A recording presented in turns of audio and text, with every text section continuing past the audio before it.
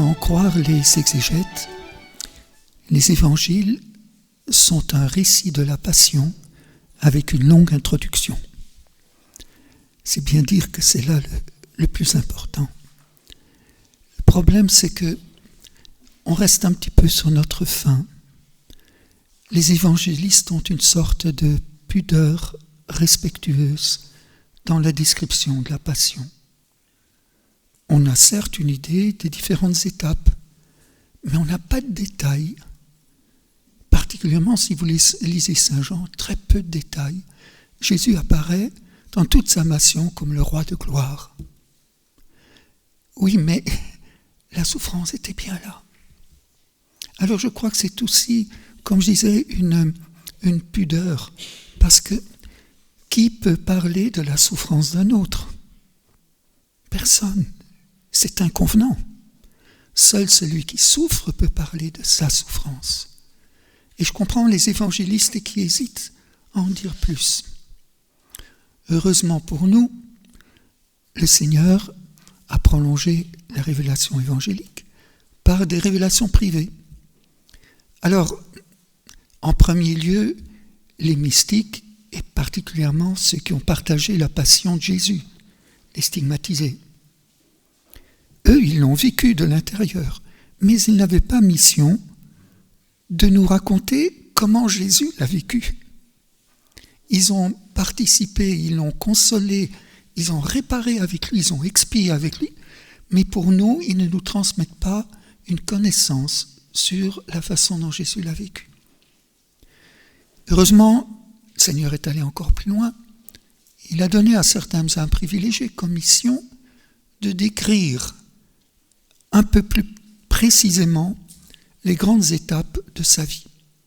J'en citerai que deux, parce qu'ils sont quand même plus nombreux, mais la bienheureuse Anne-Catherine Emmerich en est une, assez proche, bien connue, qui a eu des visions très intéressantes sur la vie de Jésus, souvent en lien avec l'Ancien Testament, toute une interprétation très intéressante.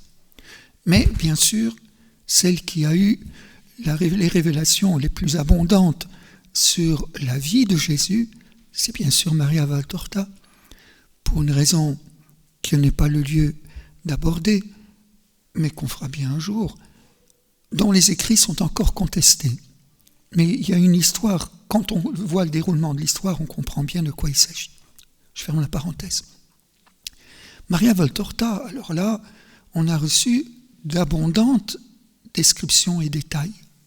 Mais c'est toujours la vie de Jésus dans son humanité.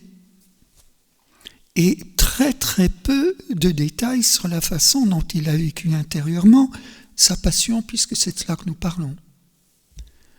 Alors là encore, bien qu'on ait déjà bien rassasié avec Maria Valtorta, c'est évidemment un délice de compléter, si j'ose dire, on n'y a rien à compléter aux évangiles, mais à donner de la chair à ces récits évangéliques en les suivant à travers les récits que Jésus donne à Maria Valtorta. Mais il revenait précisément à Luisa Picaretta de nous introduire au mystère de la manière dont Jésus a vécu intérieurement la passion, où il va partager pas tellement les événements, bien sûr, pour parler, on en parlera des événements, mais c'est pas ça qui est la fine pointe de la spécificité de Luisa. C'est que Jésus parle de la manière dont il l'a vécu, premièrement, et deuxièmement, il nous révèle, et j'emploie le mot révéler, qu'il n'y a pas eu une seule passion. Il y en a eu deux, peut-être trois, ça dépend comment vous distinguez.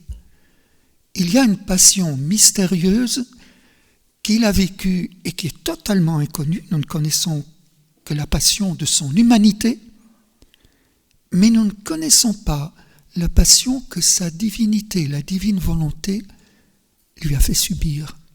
Et là, on est dans la révélation. Pas que ça ajoute quelque chose à notre credo, rassurez-vous, nous serions hérétiques.